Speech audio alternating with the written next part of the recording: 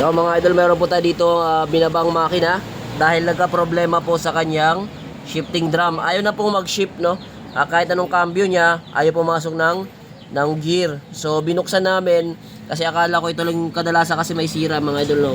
Pag anong sitwasyon na ayaw mag-shifting, madalas nasisira itong spring, napuputol yung spring. Pero sa sitwasyon na ito, hindi naputol yung spring.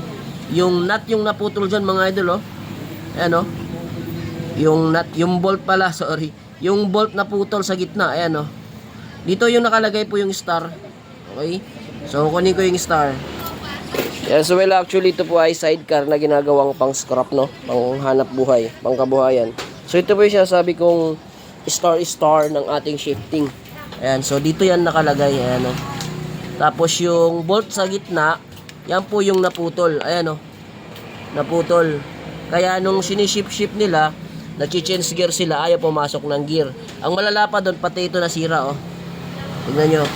Yung gear po ng oil pump. Ayan, oh, basag-basag, oh. Barag-barag. Alright.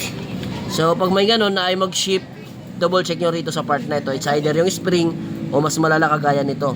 So, baba makina yan.